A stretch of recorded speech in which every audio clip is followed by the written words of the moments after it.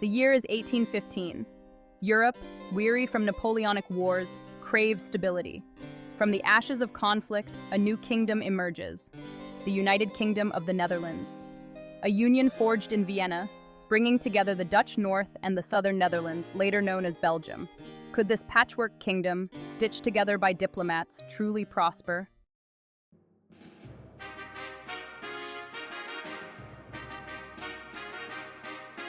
The year 1815 marked the end of an era. Napoleon Bonaparte had fallen. The Congress of Vienna convened to redraw the map of Europe and prevent another Napoleon from rising. Guided by the principle of balance of power, they aimed to prevent any single nation from dominating Europe. Amidst the intricate dance of diplomacy, the fate of the Low Countries held particular significance. A new plan was hatched, a union that would forever alter the course of Dutch history.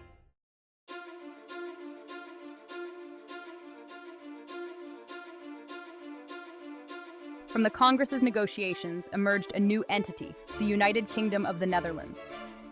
William I, the newly crowned king, embraced this union with enthusiasm. He envisioned a strong and prosperous kingdom, a major player on the European stage. The Southern Netherlands, with its industrial centers, held the promise of economic prosperity. The union, however, was fraught with challenges from the outset.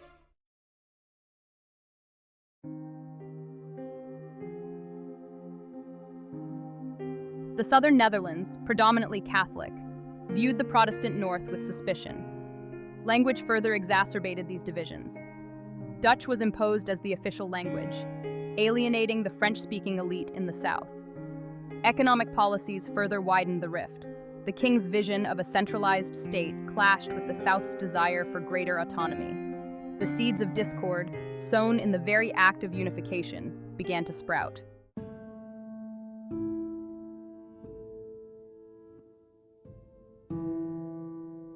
The challenges facing the United Kingdom of the Netherlands extended beyond internal divisions.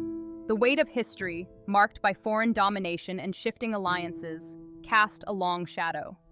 The king struggled to bridge the divide. His authoritarian style alienated many. The stage was set for a clash of ideologies. The seeds of discord threatened to unravel the fragile unity of this patchwork kingdom.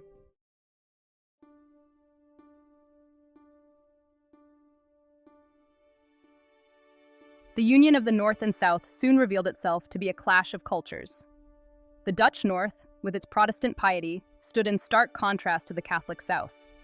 The North viewed the South as backward, while the South saw the North as austere. The king sought to impose Northern values on the South, further alienating the Southern elite. The seeds of division were now being watered by mutual suspicion and misunderstanding. The union was exacerbating existing tensions.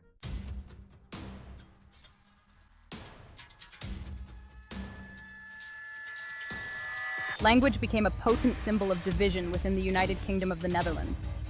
The king declared Dutch the official language, igniting controversy in the southern provinces. The French-speaking elite found themselves at a disadvantage. The imposition of Dutch extended beyond government, permeating courts, schools, and the military. The language barrier was a daily reminder of the South's subordinate status. The king's policy backfired, pushing the North and South further apart.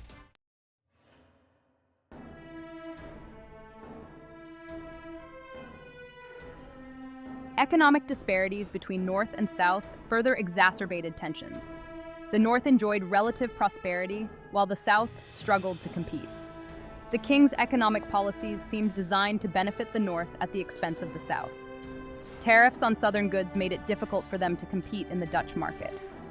The Southern elite grew increasingly resentful of economic subjugation. The dream of a united kingdom was giving way to a bitter reality of economic exploitation.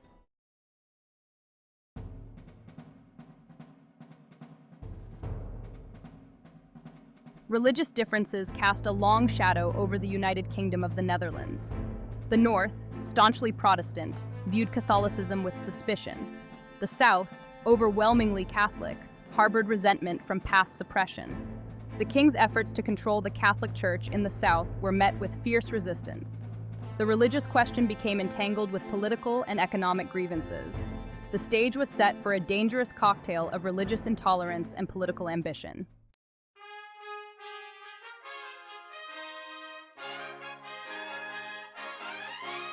The year 1830 dawned with a sense of unease across Europe. The ideals of the French Revolution had taken root, whispering through the streets and salons. The old empires faced a rising tide of nationalism and demands for reform. In France, the July Revolution saw the Bourbon monarchy overthrown. The spirit of 1830 proved contagious. The United Kingdom of the Netherlands, already teetering on the brink of crisis, would not be immune to this wave of unrest.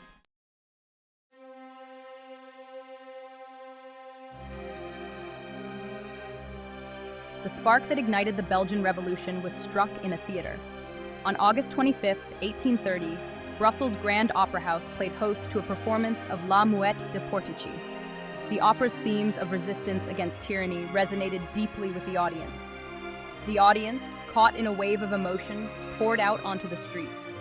The revolution, fueled by years of simmering resentment, had begun. The king underestimated the depth of the resentment in the South and the power of the revolutionary ideas that had taken root.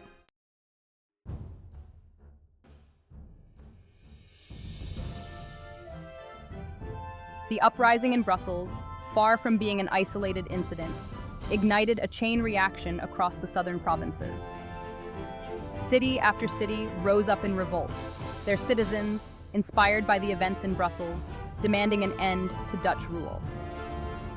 The revolution, initially driven by a disparate group of students, intellectuals, and disgruntled citizens, quickly gained the support of the Catholic clergy, who saw in it a chance to reclaim their lost influence and protect their faith from what they perceived as Protestant interference. The king, finally grasping the gravity of the situation, dispatched troops to quell the rebellion. However, the Dutch army, unprepared for the ferocity of the resistance, faced stiff opposition. The revolutionaries, fighting with the zeal of those defending their homeland, erected barricades, engaged in street battles, and ultimately forced the Dutch troops to withdraw from Brussels. The southern provinces, emboldened by this victory, declared their independence, proclaiming the birth of a new nation, Belgium. The king, his pride wounded, refused to recognize Belgian independence. He believed with unwavering conviction that the southern provinces were an integral part of his kingdom, their secession a blatant act of rebellion that could not be tolerated. He vowed to crush the rebellion and reunite his fractured kingdom, setting the stage for a bloody conflict that would further divide the two peoples. International recognition and the birth of Belgium. The Belgian Revolution sent shockwaves through Europe. The great powers watched with apprehension and intrigue. A new nation challenged the post-Napoleonic settlement. The tide of history was turning. The international community moved towards acknowledging Belgian independence. In 1831, Belgium was recognized as a sovereign state. The birth of Belgium marked a turning point in European history.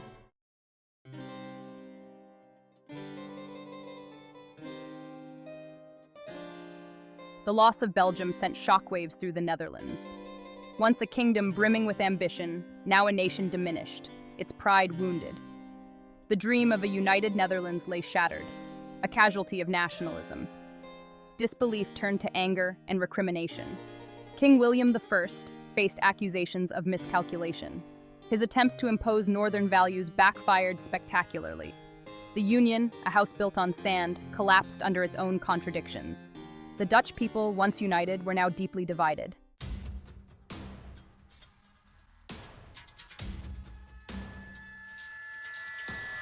The economic repercussions of Belgium's secession were felt immediately in the Netherlands. The loss of the southern provinces dealt a severe blow to the Dutch economy. The nation faced an uncertain future.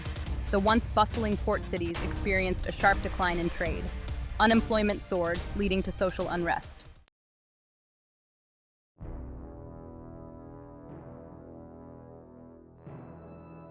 William I and the resistance to reform. The loss of Belgium and ensuing economic turmoil did little to soften King William I's resolve. He remained a staunch believer in a strong, centralized monarchy, resistant to reform. The Belgian Revolution was a personal betrayal, a challenge to his authority. His stubborn refusal to acknowledge the new reality had profound consequences for the Netherlands. Convinced the separation was temporary, he clung to hope of reuniting the kingdom.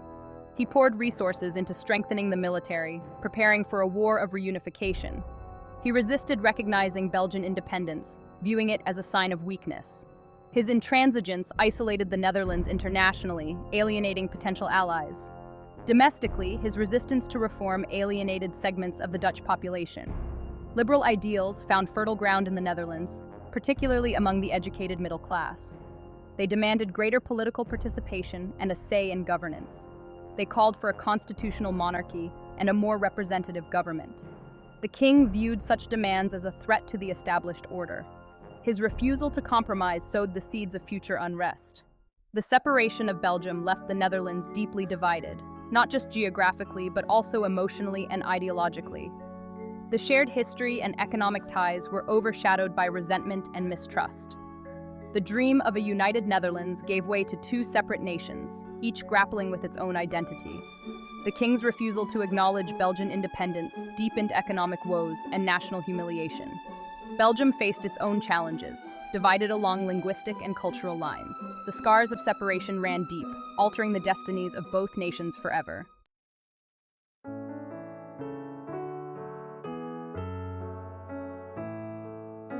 The 1830s and 40s saw a new generation come of age in the Netherlands, a generation less beholden to the past, less invested in the old order.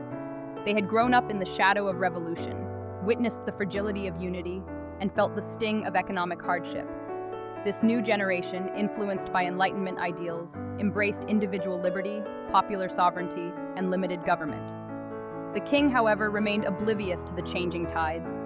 He continued to rule with an iron fist, driven by a desire to restore the past rather than address the present.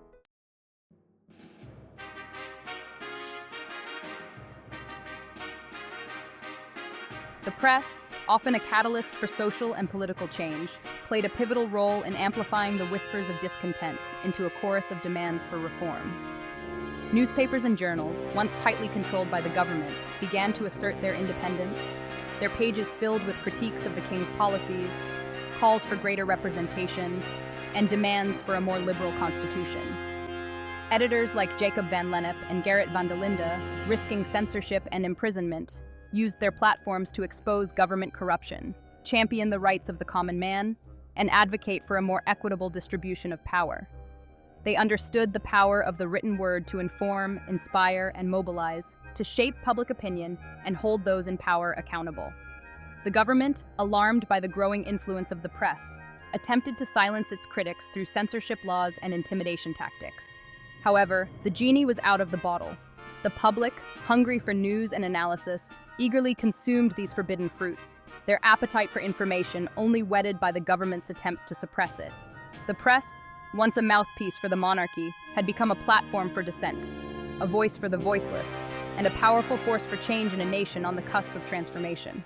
Amidst this ferment of ideas, Johann Rudolf Thorbecke emerged, a brilliant legal scholar and passionate advocate for liberal reforms. He offered a compelling vision for a more just and democratic society. Thorbecke witnessed disparities and studied abroad, returning with a desire for change. He believed true sovereignty resided in the people. His writings resonated deeply, calling for a new constitution. His radical ideas became the cornerstone of the modern Dutch state.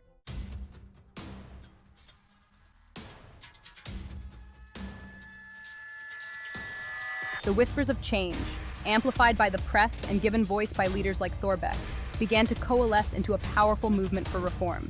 Petitions circulated, demanding a new constitution and greater political representation. Public meetings and demonstrations, once rare occurrences, became increasingly common, as citizens, emboldened by the spirit of the age, found their collective voice. The king, however, remained unmoved. He viewed these demands for reform as a threat to his authority, a dangerous deviation from the divinely ordained order. He surrounded himself with advisors who shared his conservative views, men who viewed any concession to the reformers as a slippery slope towards anarchy. The government responded to the growing unrest with a mixture of indifference and repression, further fueling the flames of discontent. The stage was set for a showdown between the old order, clinging desperately to power, and a new generation, yearning for a say in their own destiny. The winds of change, blowing across Europe, were about to reach gale force in the Netherlands, threatening to upend the established order and usher in a new era of democratic reform. The question was no longer if change would come, but how profound that change would be.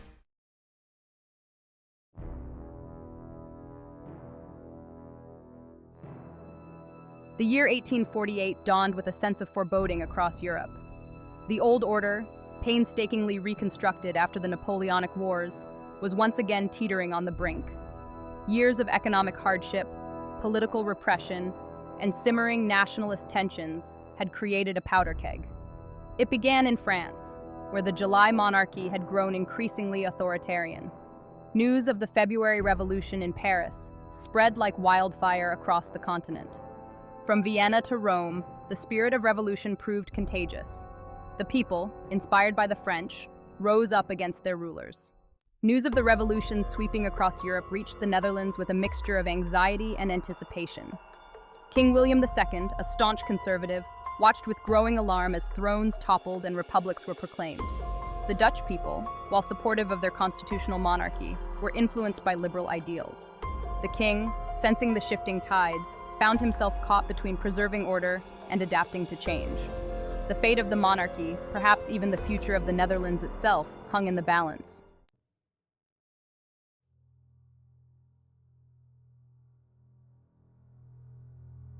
William II, though a man of strong convictions, was not without political instincts. He recognized the gravity of the situation, the very real possibility that the revolutionary fervor engulfing Europe could spread to the Netherlands, threatening the stability of his throne and the future of his dynasty. The news from abroad, filled with tales of barricades, street battles, and monarchs forced to flee their palaces, weighed heavily on his mind. He had witnessed firsthand the consequences of his father's stubborn resistance to change, the economic turmoil and political instability that followed the loss of Belgium. He had no desire to repeat those mistakes. Yet, he was also a proud man, deeply suspicious of the liberal ideals that fueled the revolutions elsewhere. He believed in the sanctity of the monarchy, the God-given right of kings to rule, and he was loath to relinquish any of his power. The king found himself torn between his instincts, his upbringing, and the realities of the rapidly changing world around him. He had to make a choice: cling to the old order, risking revolution and the potential downfall of the monarchy, or adapt to the new realities, embracing reform as a way of preserving the essence of his power while appeasing the growing demands for change. The decision he made would have profound consequences for the future of the Netherlands. A moment of truth, the monarchy at a crossroads. The king's dilemma was not merely personal. It was a moment of truth for the Dutch monarchy itself. The House of Orange-Nassau, once synonymous with Dutch identity, had weathered many storms. It survived religious wars, foreign invasions, and the rise and fall of empires. Yet, the rise of democracy and demands for sovereignty presented a new threat. The old model of monarchy, based on divine right and unquestioned authority, was becoming untenable. The revolutions sweeping Europe were a stark reminder. The Dutch monarchy needed to adapt. William II faced the challenge of managing change, preserving the monarchy while meeting people's demands. It was a delicate balancing act. The monarchy needed to change to endure. Sown.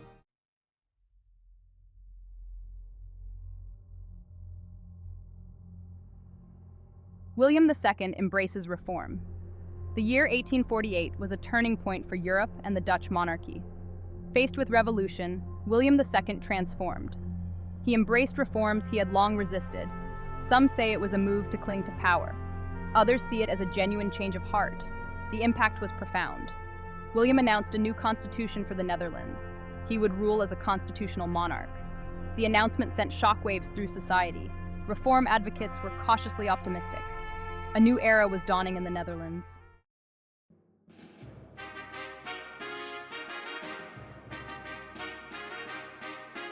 The architect of change. Thorbecke's vision takes shape. With the king's blessing, the task of drafting a new constitution fell to Johann Rudolf Thorbecke, the brilliant legal scholar and champion of liberal reforms. Thorbecke, thrust into the spotlight, seized the opportunity.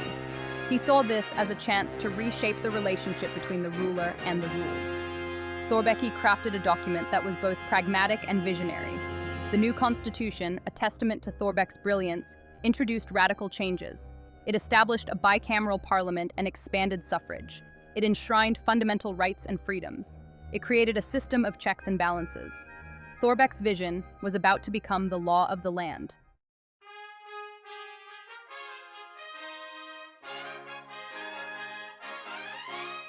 the 1848 Constitution and the birth of modern Dutch democracy.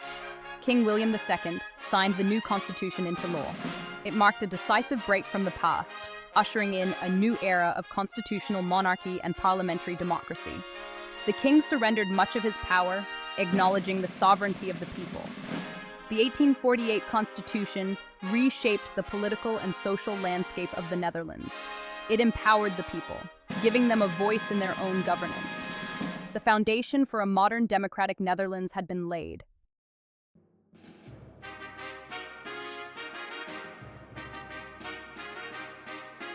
The enduring impact of 1848.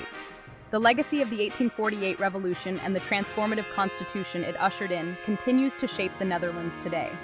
The principles enshrined in that document, popular sovereignty, limited government, individual rights, and the rule of law, remain the cornerstone of the Dutch political system, a testament to the enduring power of democratic ideals. The Netherlands, once a kingdom ruled by monarchs who claimed absolute authority, has evolved into one of the most stable and prosperous democracies in the world. Its citizens enjoy a high standard of living, extensive social welfare programs, and a culture of tolerance and inclusivity that is the envy of many nations. The 1848 Constitution, a product of its time, a response to the revolutionary fervor sweeping across Europe, proved to be a remarkably durable document, its principles adaptable to the changing needs of a modern society. The story of the Netherlands in the first half of the 19th century is a reminder that even in the face of seemingly insurmountable challenges, change is possible. It is a testament to the courage of those who dared to challenge the status quo, who risked their lives and livelihoods to demand a more just and equitable society. It is a story that continues to resonate today, a beacon of hope in a world where democracy is often under threat.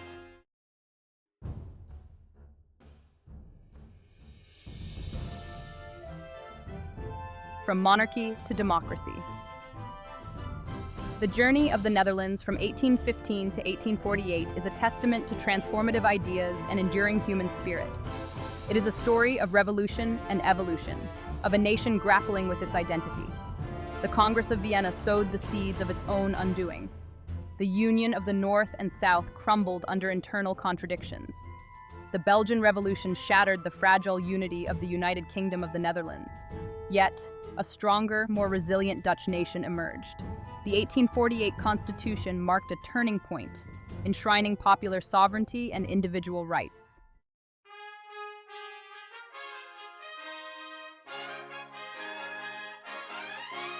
The Dutch legacy, a beacon of progress and resilience. The story of the Netherlands in the 19th century holds valuable lessons for our time. Progress is rarely linear, marked by setbacks and unexpected turns. It underscores the importance of dialogue and compromise. The Dutch experience shows that entrenched systems can be transformed peacefully. Today, the Netherlands stands as a beacon of progress and resilience. Its commitment to social justice and diversity serves as an example to the world. The Dutch story reminds us that the pursuit of a more perfect union requires vigilance and commitment. The Netherlands has emerged as a global leader and champion of human rights. Its journey from monarchy to democracy offers hope and inspiration. The Dutch legacy is a testament to the enduring power of ideas and embracing change.